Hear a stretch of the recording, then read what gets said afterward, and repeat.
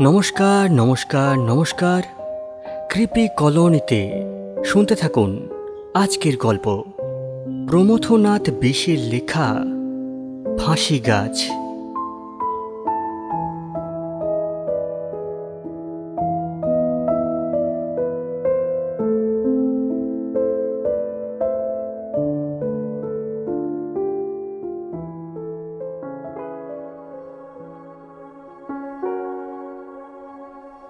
আমাদের গ্রাম থেকে রেল স্টেশনে পৌঁছানোর পথের মাঝামাঝি জায়গায় একটা বিশাল গাছ ছিল। গাছটা একটা বনস্পতি, যেমন বড় তেমনই পুরনো। আর সেটা আসলে কি গাছ তার পরিচয় কেউ জানত না। এদেশের উদ্ভিদের সঙ্গে তার জাতের মিল ছিল না। চারিদিকের গাছপালার মধ্যে সেই বলিষ্ঠ, উন্নত আর পরিচয়হীন গাছটি পাণ্ডব সৈন্যদলের মধ্যে যেন ঘটোৎকচ। স্বভাবতই গাছটি নজর কাড়ার মতো, কিন্তু তার আরও একটা কারণ ছিল। সেটা ছিল একটা ফাঁসি গাছ। লোকে বলতো, নবাবী আমলে মৃত্যুদণ্ডে দণ্ডিত ব্যক্তিদের ফাঁসি দেওয়ার জন্য গাছটিকে ব্যবহার করা হতো। কাছেই একটা গ্রামে থাকত নবাবের ফৌজদার। প্রাণদণ্ড দেওয়ার ক্ষমতা ছিল তার।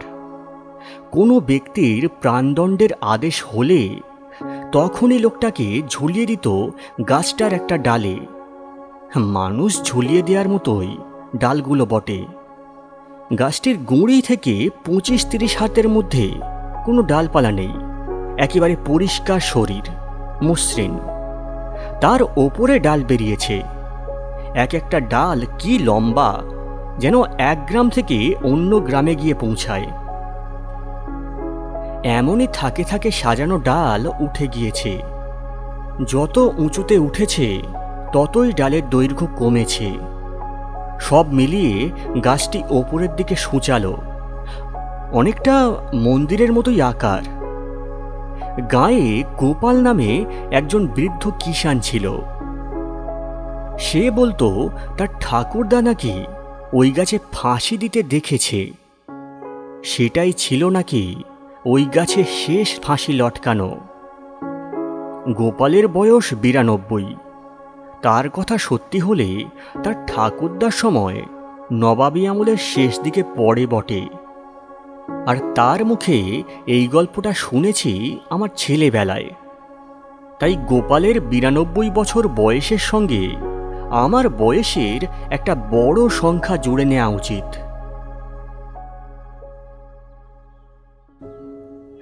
যাই হোক, ফাঁসি গাছের বর্ণনা সত্যি হোক আর নাই হোক, গাছটা যে ফাঁসি গাছ ছিল তাতে সন্দেহ নেই। জেলা গ্যাজেটিয়ার বইয়ে ফৌজদার থাকা এই গ্রামটির উল্লেখ আছে। আরও উল্লেখ আছে যে আশেপাশের গাছগুলোতে ফাঁসি দেয়া হতো। তা যদি সত্যি হয়, তবে এমন উপযুক্ত গাছটি ব্যবহার না হওয়ার কথা নয়। কিন্তু পুরনো ইতিহাস থাক, যা বলতে বসেছি তা হলো এই ইতিহাসের স্মৃতি। সেদিনের বিষাক্ত স্মৃতি আজও গাছটাকে ভয়াবহ করে রেখেছে। কেউ পারতপক্ষে রাতের বেলা গাছটার কাছে যেত না, একা তো নয়ই। কিন্তু ভাগ্যের এমনই পরিহাস যে না গিয়েও উপায় ছিল না। কারণ রেল স্টেশনে যাওয়ার রাস্তার ঠিক পাশেই তার অবস্থান। কত একা পথচারী যে রাতের বেলায় ওখানে এসে ভয়ে মূর্ছা গিয়েছে তার হিসেব নেই। তাদেরকে প্রশ্ন করলে বলতো, কি দেখলাম তা কি এখন মনে আছে? তবে মনে হলো গাছটার ডালে ডালে সারি সারি যেন মরা দেহ ঝুলছে। আবার কেউ কেউ বলতো, মুমূর্ষুর শেষ চিৎকার স্পষ্ট শুনেছে। একজন বিদেশি লোক সে গাছটার ইতিহাস জানত না।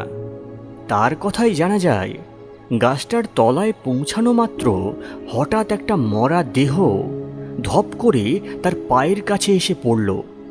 সে চমকে ওপরে তাকিয়ে দেখে যে গাছের ডালে লম্বা একটা দড়ি ঝুলছে। প্রশ্নের মুখে সে বলল যে সেটা জোছনা রাত ছিল, তাই তার ভুল দেখার কোনো সম্ভাবনাই নেই।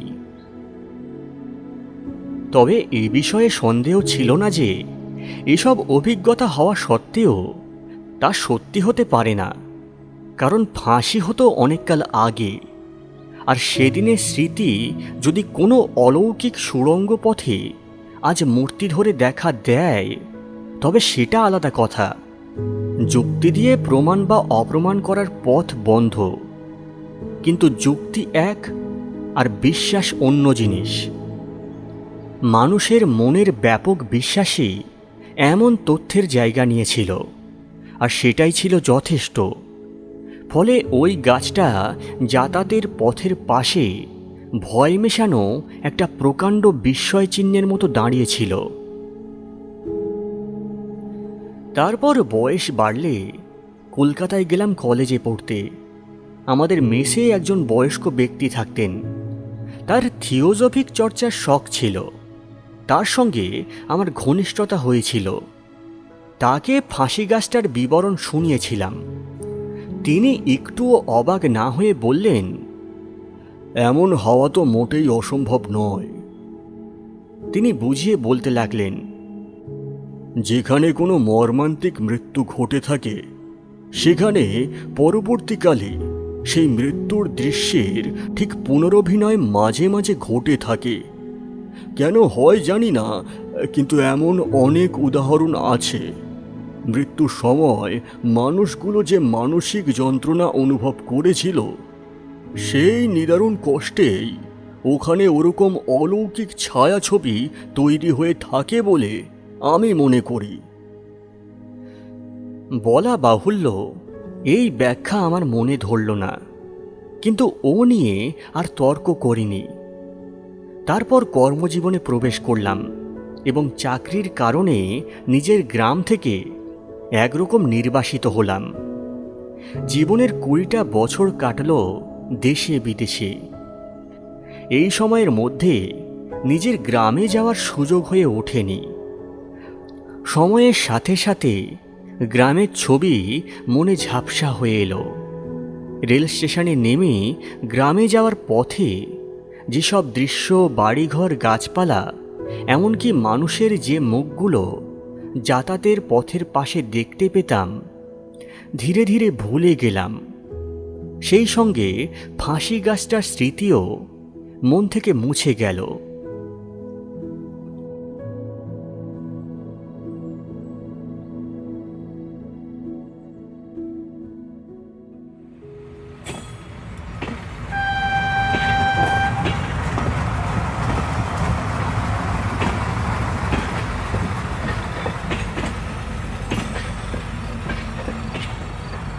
প্রায় 20 বছর পর গ্রামে চলেছি।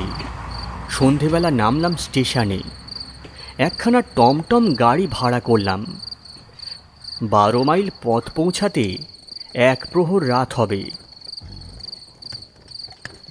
পথে চলতে চলতে পুরনো ছবিগুলো জন্মান্তরের স্মৃতির মতো একে একে মনে পড়তে লাগলো, যেন ধীরে ধীরে জীবনের অতীত সময়ের মধ্যে ঢুকে পড়ছি। রাত তখন অন্ধকার হয়ে এসেছে, পথের মাঝামাঝি এসে পড়েছি। এমন সময় সেই ফাঁসি গাছটার কথা মনে পড়ল। ভয় হলো, কিন্তু সাথে সাথে মনে হলো সাথে তো গাড়ির চালক আছে। তাই খুব কৌতূহল হলো, অদ্ভুত কিছু দেখা যায় কিনা ভেবে সমস্ত ইন্দ্রিয়গুলো সজাগ করে নিয়ে স্থির হয়ে বসলাম।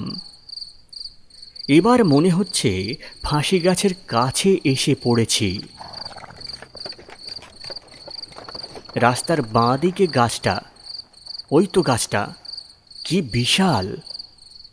অন্ধকারের আলখাল্লা পড়ে যেন এক তামাটে রঙের অতিকায় পুরুষ। লোকে যে ভয় পাবে তাতে আর অবাক হওয়ার কি আছে? আমার নিজেরও সারা শরীর শিরশির করে উঠল। নির্বিঘ্নে গাছটা পার হয়ে গেলাম। কিছু দূর এসে গাড়োয়ান বলল, বাবু, এখান দিয়ে আগে রাতের বেলা যাওয়া বড় কঠিন ছিল। কেন? ফাঁসি গাছটার ভয়ে। কান খাড়া করে সজাগ হয়ে উঠলাম। জিজ্ঞাসা করলাম, ও, তো এখন বুঝি সাহস বেড়েছে? সাহস বাড়তে যাবে কেন? ভয়ের ব্যাপার তো আর নেই। গাছটার ভূত ছেড়ে গিয়েছে বুঝি? গাছটাই যে চলে গিয়েছে। হ্যাঁ, কোথায় গিয়েছে? আপনি বুঝি এই পথে অনেকদিন আসেননি, ও তাই জানেন না। কি ব্যাপার বলো তো? বছর পাঁচেক আগে একবার কাল বৈশাখী ঝড়ের সময় গাছটার মাথায় বাজ পড়ে আগা গোড়া পুড়ে গেল। একটা বাজে যে অত বড় একটা গাছকে পুড়িয়ে কয়লা করে দিতে পারে, না দেখলে বিশ্বাস করা শক্ত। তারপর? তারপর সেই কয়লা হয়ে যাওয়া অংশ ঝড়ে জলে ভেসে পড়ল। ঝড় ঝাপটায় কোথায় ছড়িয়ে গেল।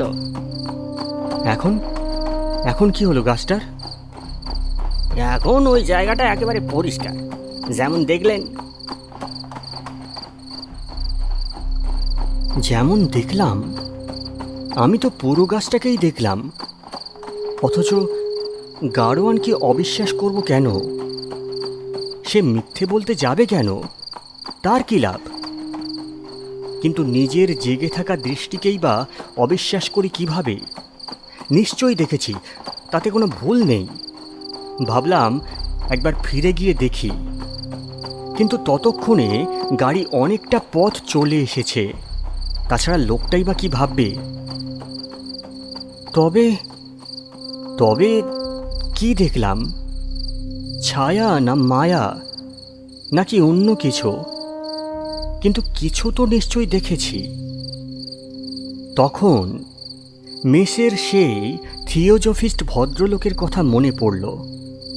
ভাবলাম গাছের ডালে মৃত্যুর দৃশ্যের পুনরভিনয় যদি সম্ভব হয়, তবে মরা গাছটির পুনরভিনয় বা কেন অসম্ভব হবে? তাই কি আমার অভিজ্ঞতা কে বিশ্বাস করবে? কিন্তু নিজের চোখকে অবিশ্বাস করি কিভাবে?